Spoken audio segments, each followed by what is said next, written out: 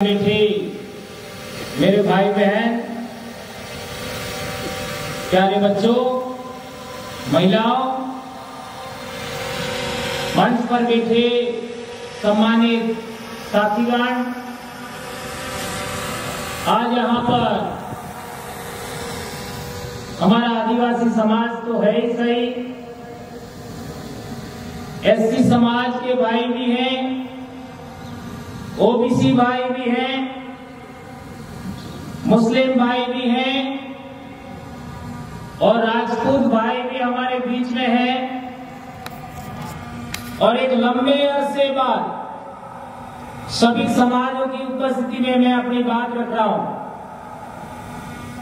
तो आप सभी इस कार्यक्रम में पधारे और सभी वक्ताओं को आपने सुना और अभी भी हमारे बहुत अच्छे वक्ता दोनों विधायक भाई भी मौजूद हैं, उनको आप भी सुन करके जाइएगा। दोस्तों, हमने बहुत बातें सुनी, सबने कहा कि ऐसा होना चाहिए, ऐसा नहीं होना चाहिए, ऐसा होता तो ऐसा होता। और इन सभी बातों का मोल है, बहुमूल्य बातें हैं, लेकिन क्या कारण है कि हम लोग आज तक एकता के सूत्र में नहीं बंध पाए? उसका कोई तो कारण होगा। आज हमारी जमीन छीनी जा रही है, हमारे साथ शोषण होता है, अत्याचार होता है, ये परिणाम है। कारण क्या है? यदि कारणों की खोज करोगे तब आप इस देश के मूल मालिक बनोगे, तब शासन करती जमात बनोगे। लेकिन हम लोग कभी कारणों पर चर्चा नहीं करते। एक 5वीं का बच्चा भी जानता है, बुखार आया, मलेरिया आया, क्या कारण है? तो वो जानता है मच्छर के काटने से आया। और मच्छर में भी मादा एनोफिलिस ने काटा तब, और उसके भी पेट में एक वायरस होता है, जीवाणु होता है, उसकी वजह से मादा एनोफिलिस मलेरिया होता है। तो इसका डायग्नोस होता है, जांच होती है, इसके बाद इलाज होता है, तब जाकर के मलेरिया खत्म होता है। तो हमारे समाज की यह दशा है, उसका कारण क्या है? इस कारणों की खोज आज तक किसने किया? यह है बड़ा सवाल। जहां तक मैंने देखा है आज तक, मैं भी 2002 से समाज में काम कर रहा हूं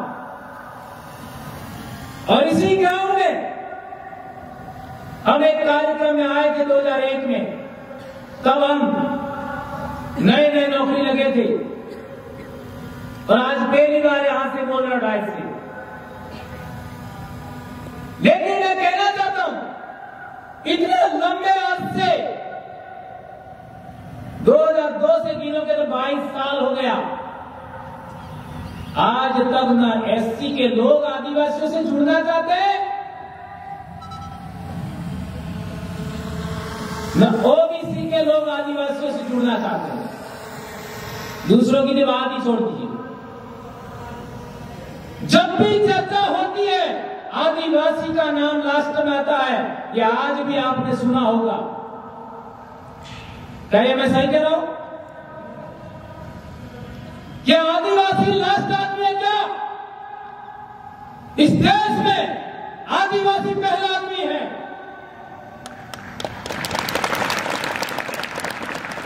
आदिवासी समाज पहला समाज है और सभी समाजों की समस्याओं का निराकरण करना है तो इसका इलाज भी आदिवासी के पास है। ये बात सोचनी पड़ेगी। समझनी पड़ेगी। देश में जब भी आरक्षण की बात आती है तो एससी समाज आंदोलित होता है,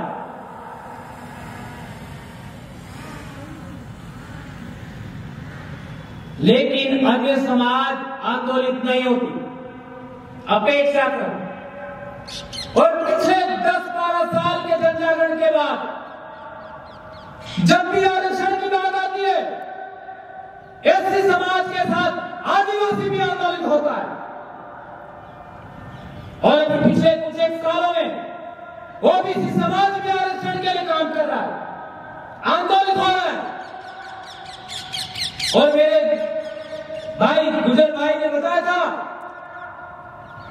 जाटों के बच्चे भी मारे गए, गुजरों के बच्चे मारे गए, मराठों के बच्चे मारे गए, पाटीदारों के भी बच्चे मारे गए। अर्थात ओबीसी समाज ने भी आरक्षण के लिए बलिदान दिया। लेकिन मैं कुछ और कहना चाह रहा हूं। आदिवासी समाज सबसे ज्यादा आंदोलित होता है तो वह जल, जंगल, जमीन के लिए होता है। जल, जंगल, जमीन के लिए आदिवासी सबसे ज्यादा आंदोलित होता है। सभी एससी लोगों से पूछना चाहता हूं, सभी ओबीसी से पूछना चाहता हूं, तुमने आदिवासियों का साथ कब दिया बताओ मेरे को। पूरे देश के एससी लोगों से पूछना चाहता हूं, ओबीसी लोगों से पूछना चाहता हूं, तुमने आदिवासियों का कब साथ दिया बताओ मेरे को। नहीं दिया। यह है कारण हमारे बीच में अविश्वास की खाई है, वो इसी वजह से पार्टी नहीं जा रही है। ये बात समझना होगा। जहां तक राजपूत समाज की बात है, पिछले दिनों मैंने बाड़मेर में भी बात रखा था कि राजपूत समाज भी व्यापार नहीं कर पाता है, आदिवासी समाज भी व्यापार नहीं कर पाता है। उसका कारण क्या कारण है? कौन सा कारण होगा? इधर के राजा मांडलिक के जमाने में अर्थात 6वीं शताब्दी और गुहिल वंश का प्रथम राजा गुहिल, उसको संरक्षण दिया भील राजा मांडलिक ने इधर में। उस जमाने से राणा प्रताप तक भीलों ने साथ दिया। क्या ये बात सही है गलत है? लेकिन 1818 में रजवाड़ों ने जब अंग्रेजों से संधि किया, आदिवासियों की सलाह नहीं ली और इस वजह से आदिवासी अपने स्वायत्तता के लिए आंदोलित हुए और इसी आंदोलन को रोकने के लिए मेवाड़ भील कोर का गठन किया गया और हमारे खेरवाड़ा क्षेत्र में बटालियनें बनाई गई। और इसके बाद आप लोगों ने देखा होगा 1881 का जुलाई का आंदोलन, 1913 का मानगढ़ आंदोलन, 1922 का 5 स्तरीय का आंदोलन और 1922 का ही लिलुड़ी भट्टी का आंदोलन में हमारे हजारों लोग मारे गए। उस समय में किसने साथ दिया? उसके बाद देखते हैं राष्ट्रपाल का घटना हुआ, हमारे लोगों ने हमारे लोगों को मारा, नहीं साथ दिया। यह है बड़ी समस्या। और आज भी मैं गारंटी देता हूं, एससी समाज दूसरे लोगों से छुआछूत झेलता है, लेकिन कई पढ़े लिखे लोग आदिवासियों से भी छुआछूत करते हैं। क्या ये बात सही है? तो पहले सीखो तो सही, फिर सुधारने की बात करो। इसलिए मैं कहना चाहता हूं, जो एससी के लोग अपने लोगों के साथ छुआछूत भेदभाव करते हैं, ऐसे एससी लोगों की भी मुझे जरूरत नहीं है।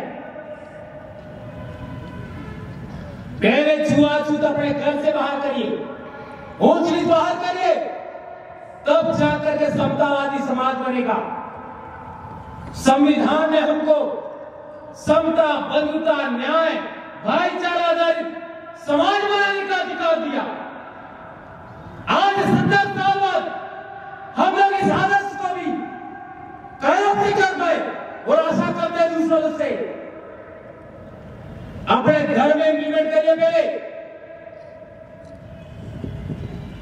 एक और बात कहना चाहता हूं,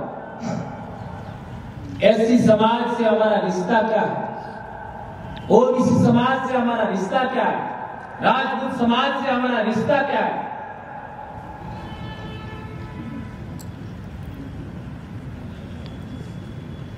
चौथी शताब्दी में चीन का यात्री फायान भारत में आया था।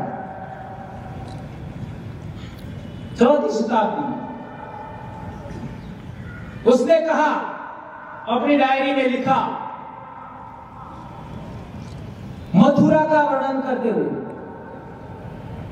मथुरा से पश्चिम में मरुभूमि के आसपास जितने देश हैं वह सभी बौद्ध मतावलंबी है।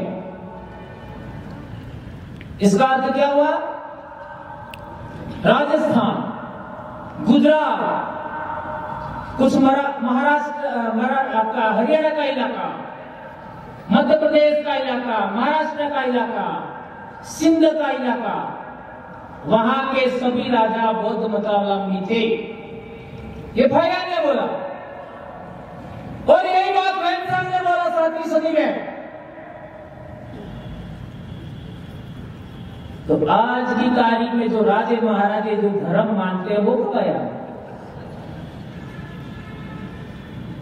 ये सोचने वाली बात है। ये दो चीनी यात्रियों ने कहा कि यहां के राजा बौद्ध मतावलंबी है, इसका मतलब भील राजा भी बौद्ध मतावलंबी थे। और आज का जो राजपूत समाज है उनके पूर्वज भी बौद्ध मतावलंबी थे। इसलिए आज देश भर में मूल निवासी क्षत्रिय महासंघ बना है। छात्र धर्म की बात हो रही है। यह अभूतपूर्व और क्रांतिकारी कदम है दोस्तों। हमारे देश का कल्चर, हमारे देश की संस्कृति, आज अरब के यात्री आए, अरब इलाके से, उन्होंने लिखा है भारत में समनीय धर्म था। अभी समनीय धर्म क्या है? बौद्ध धर्म को ही समन धर्म कहते हैं, सम्यक कल्चर कहते हैं। और जहां तक बौद्ध धर्म की बात करते हो तो आदिवासी धर्म को सबसे पहले समझना पड़ेगा। कैसे? आप कैसे कितने लोग हैं जिन्होंने तारा देवी का नाम सुना? बताओ, हाथ ऊंचा करो। तारा देवी किसी ने नहीं सुना। आप लोगों में से हाथ ऊंचा करके बताओ, हारगिरी देवी का नाम कितने लोगों ने सुना? किसी ने नहीं सुना। यह है बड़ी समस्या। तारा देवी बौद्ध देवी है, वज्रयान शाखा की। और इसी को आज की तारीख में काली देवी भी कहते हैं। कितना नाम सुना? अब तो पता होगा ना। इसका इतिहास हमें जानना होगा। अर्थात आज जो काली देवी है वह बौद्ध धर्म की वज्रयान शाखा की देवी है और उसका वास्तविक नाम है ताना देवी। अब दूसरा बात है हारिकी देवी। राजपूत समाज में भी, एससी समाज में भी बहुत सारे लोग हैं, बहुत सारे वंश हैं, वो कहते हैं कि हम हारिकी के वंशज हैं, मानव गोत्र के वंशज हैं। कौन थी हारिकी देवी? हारिकी देवी को जब विंध्याचल पर स्थापित किया गया तो उसी को विंध्यवासिनी कहा गया, उसी को ही विजासन देवी कहा गया और उसी को ही विजाहन कहा गया। अब बताओ कितनों ने नाम सुनाई? मैं परमार हूं, मेरी कुलमताई विजाहन है, अर्थात मैं हारिकी का वंशज हुआ। और आप अपना अपना पता कर लेना। अभी हमारे भाई बोल रहे थे कांति भाई, वो रोज है, रोज काबियाड़, भाभोर, भाभर, एक गोत्र के लोग हैं, वो आज की तारीख में भेड़ माता की पूजा करते हैं, गोकुल देवी मानते हैं। भेड़ माता का वास्तविक नाम आज भी हमारे लोग हारेण माता ही बोलते हैं, और ये हारेण माता ये वह भी हारिकी का ही नाम है, वो भी हारिकी के वंशज है। दो हुए, दो बड़े गोत्र। तीसरा, जितने भी खराड़ी है उनकी कुलमताई क्या है? कुंवारी अम्मा।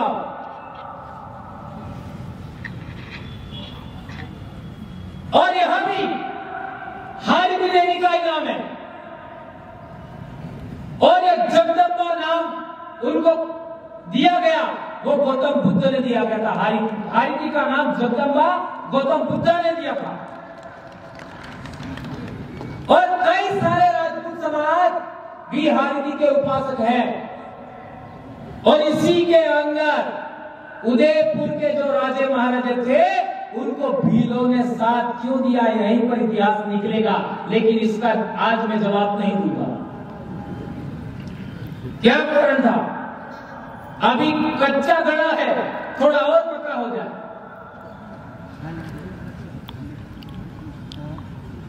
और एक गंभीर बात, आज हमारे समाज में कोई बच्चे बीमार हो जाते तो डेगली बताए जानते हो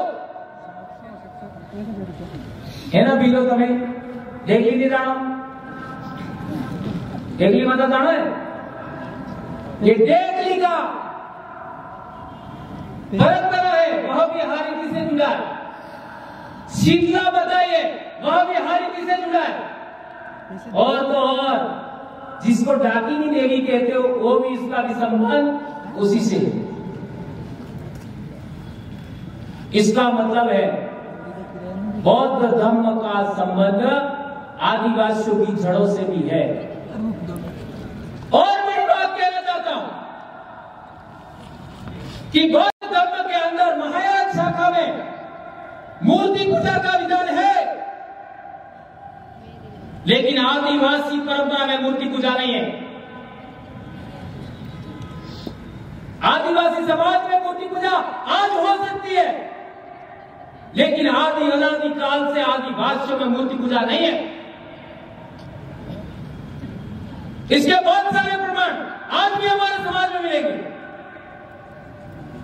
अभी कल परसों 14 गई है, 14 को थड़ा पूजन होता है कि नहीं होता है? थड़ा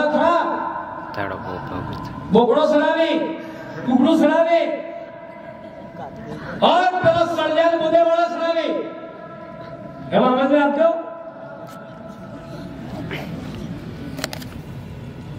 और पेड़ों के नीचे आपका पत्थर रख करके पूजा करते हैं, उसको झारखंड में सरना बोलते हैं। इसके लिए एक और रेफरेंस देना चाहूंगा। जो लोग नरमा है,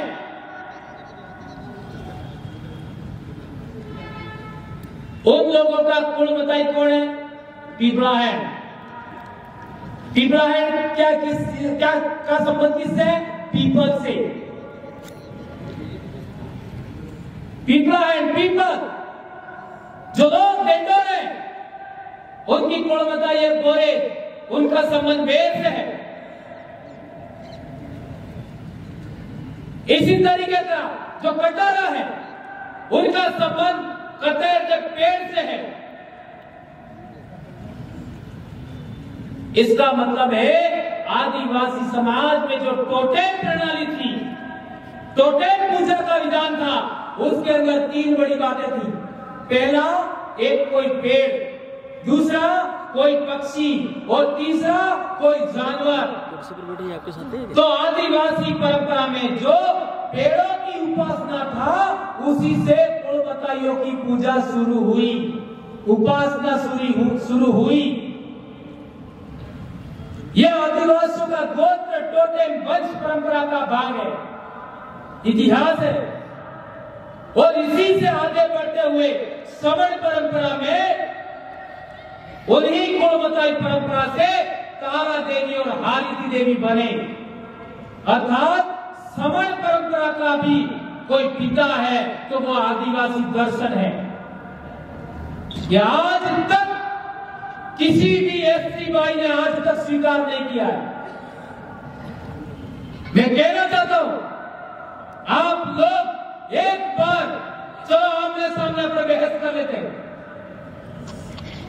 स्वीकार करना होगा, यदि आप सिंधु घाटी सभ्यता को मानते हैं, अपने पूर्वजों की विरासत मानते हैं, हाँ, सिंधु घाटी सभ्यता आज के एससी समाज का विरासत है, आदिवासियों का विरासत है, ओबीसी समाज का विरासत है, आज के बहुत सारे माइनॉरिटी की भी विरासत है, आज के बहुत सारे राजपूत समाज की भी विरासत है, मानता हूं। लेकिन सभी धर्मों का कोई पिता है तो वो आदिवासी दर्शन है। ये आप लोगों को स्वीकार करना होगा। और उसका बड़ा उदाहरण देता हूं सिंधु घाटी सभ्यता में जो बाल बनाने का विन्यास था, वो आज भी आदिवासियों में जो डांसिंग करने मिली, उसके हाथों में और पैरों में कड़े हैं, वो आदिवासी आज भी इसको जीवित रखे हुए। ये बात हमें समझना पड़ेगा। इसलिए मैं कहता हूं कि आदिवासी सभी धर्मों का बाप है। और आदिवासी दर्शन में आसमान और आसमान में जितने आकाशीय पिंड है, उनको बाप माना जाता है, पिता माना जाता है। और आदिवासी दर्शन में इस धरती को मां माना जाता है। और इससे पीछे की ओर आते हो आप लोग, तो पहाड़ों को बाप मानते हैं, नदियों को मां मानते हैं। यह है प्रकृति पूजा। इससे भी आगे आते हो तो पूर्वज पूजा है। और पूर्वज पूजा के अंदर हम लोग गौतम बुद्ध को भी अपना पूर्वज मान सकते हैं, सम्राट अशोक को अपना पूर्वज मान सकते हैं, और आपका हमारे जो जितने राजे महाराजे हुए उनको भी अपना पूर्वज मान सकते हैं, बाबा साहब अंबेडकर को भी अपना पूर्वज मान सकते हैं। ये बात हमको समझना होगा दोस्तों। लेकिन सबसे पहले आदिवासी, इसके बाद 27 बुद्ध, 28वें गौतम बुद्ध, इसके बाद मौर्य सम्राट, इसके बाद अन्य। इस तरीके का इतिहास जब तक भारत में खड़ा नहीं होता, 50 साल और इंतजार करो, एकता नहीं होगी। क्योंकि सच्चा ट्रैक पकड़ा ही नहीं है, सच्चा ट्रैक पकड़ा ही नहीं। हम लोग भी अपने अंदर छुआछूत नहीं छोड़ा, आपका भेदभाव नहीं छोड़ा। इसका जीता जागता नमूना है। एक और उदाहरण लास्ट में